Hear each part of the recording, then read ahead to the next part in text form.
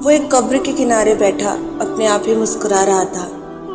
मरियम के साथ गुजरे हसीन लम्हे उसके दिमाग में फिल्म की तरह चल रहे थे। वो सारे ख्वाब एक एक करके जीना चाहते थे।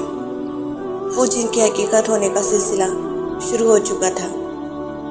अचानक तेज हॉर्न की आवाज़ के साथ उसकी मुस्कुराहट उदासी में बदल गई और सारे ख्वाब टूट गए। उस अंधनाक हादसे ने उसकी प्यारी बीवी मरियम को छीन लिया था। उनकी शादी को अभी सिर्फ 7 माह हुए थे और मरियम की उम्र सिर्फ 22 साल थी। आज मरियम के सुअम के रोज़ वो काफ़ी देर से उसकी कब्र पे बैठा उसकी यादों को दिल में पेवस्त कर रहा था। तुम अभी सिर्फ 25 साल के हो, सारी जिंदगी पड़ी है तुम्हारे आगे। कब तक मरियम की याद में अकेले रहोगे? और तुम्हारे इस अकेलेपन से मरियम खुश होंगी क्या? मेरी बात मानो, शादी के लिए हाँ कर दो। उसकी माँ उसकी दूसरी शादी करवाना चाहती थी। मैं अभी ज़हनी तौर पर तैयार नहीं हूँ, उसने कहा। आप हीरा की शादी की फिक्र करें, उसके बाद मैं भी मान जाऊंगा। हीरा उसकी छोटी बहन का नाम था। बेटे की बात सुनते ही माँ ने हीरा के रिश्ते देखने शुरू कर दिए। जल्दी एक बहुत अच्छे खानदान में अच्छी तरह छानबीन के बाद शादी कर दी गई। अब माँ ने उससे दोबारा शादी की बात छेड़ी। वो मान तो गया, लेकिन उसने एक शर्त रख दी कि किसी तलाक याफ्ता लड़की से शादी करेगा ताकि किसी की बेरंग जिंदगी में रंग भर सके।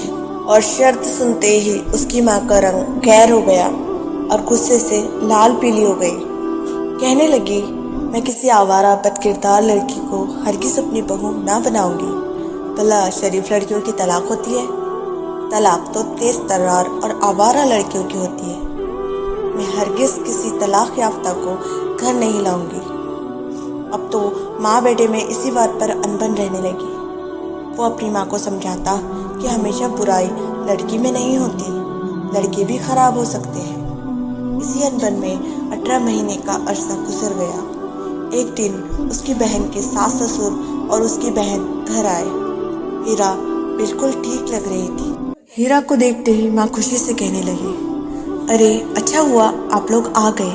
मैं काफ़ी दिन से हीरा से मिलने का सोच रही थी, लेकिन आना नहीं हो पाया। अब सब कमरे में मौजूद थे। हीरा के ससुर बोले, मुझे समझ नहीं आ रहा आप लोगों से कैसे कहूँ। देखिए बहन, हीरा बहुत अच्छी लड़की है, हमें उससे कोई शिकायत नहीं, लेकिन अब हमारा बेटा शायद उसके काबिल नहीं रहा। शादी के कुछ महीनों बाद से मेरा बेटा न जाने किन लोगों के साथ बैठने लगा।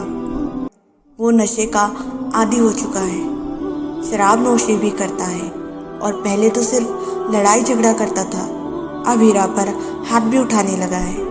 इसी वजह से हमने उसे घर से निकाल दिया है और बहुत सोच विचार के बाद हमने ये फैसला किया है कि आपकी बेटी की ज़िंदगी ख़राब ना की जाए। उसे हम अपने बेटे से तलाक दिलवा देंगे और खुद उसकी शादी किसी दूसरी जगह करवाएंगे। हम अपने बेटे की वजह से बहुत शर्मिंदा हैं और हीरा को अपनी बेटी की तरह किसी और के साथ रुखसत करेंगे। और वो बोलते गए और उसकी माँ सख्ती किसी हालत में बैठी सुनती रही और आंसू बहाती रही। अब उसकी अपनी बेटी भी तलाक याफ्ता थी और तलाक याफ्ता लड़कियों के लिए उसने जो अल्फाज अदा किए थे वो उसके कानों में गूंज रहे थे। अब माँ को समझ आ गया था कि बेटा ठीक कहता था, हर बार लड़की कसूरवार नहीं होती। चाहे जितनी भी छानबीन कर लो, लड़कियों की शादी नसीब से होती है। तलाक याफ्ता होना कोई बुराई नहीं, ये तो किस्मत के खेल है। अक्सर बुरे से बुरे आमाल वाली लड़कियों के घर बस जाते हैं और अच्छी से अच्छी लड़कियों के नहीं बस पाते। तरबियत से परखे, सिर्फ इस वजह से कोई राय कायम कर लेना कि तलाक याफ्ता है, बहुत ज़्यादती है। माशरे का तवाज़ुन बरकरार रखने के लिए हमें अपनी सोच को शादा रखने की ज़रूरत है। तलाक याफ्ता लड़कियों की दोबारा शादी होने से माशरा बेराह रवी से बचेगा।